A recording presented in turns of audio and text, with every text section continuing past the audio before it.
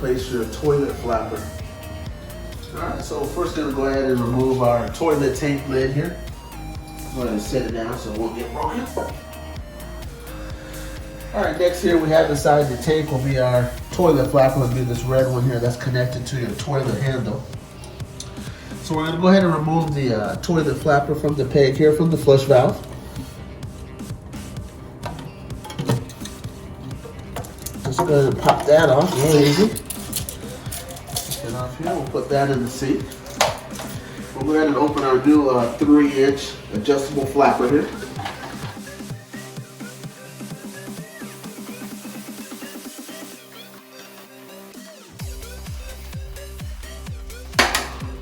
And we'll go ahead and do a little adjustment on the chain. The chain always comes a little bit longer than you need, so we'll make an adjustment. Usually go about 8 chain lengths here.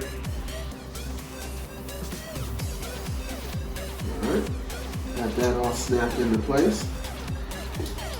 We're going to go ahead and pop back on our new flapper here, locking it into on the right and left side of the.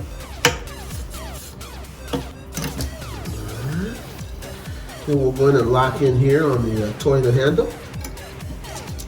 And then we'll go ahead and go down here. Right behind the toilet, you'll have your toilet angle stop, which goes ahead and shuts off the water to the toilet. We'll cover that on a different video. But for now, we're going to go ahead and shut that back on. You just want to go ahead and turn that slowly.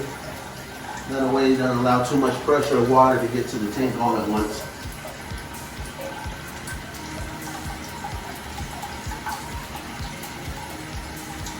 Alright, now that we got our ankle stop back on, we're going to put back on our toilet head.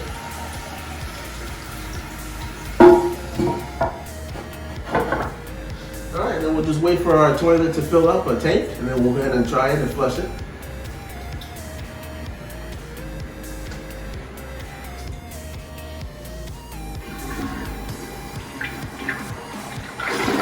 Alright, we're all good. So that's how you correctly and properly install your new toilet flapper for your toilet. Thank you.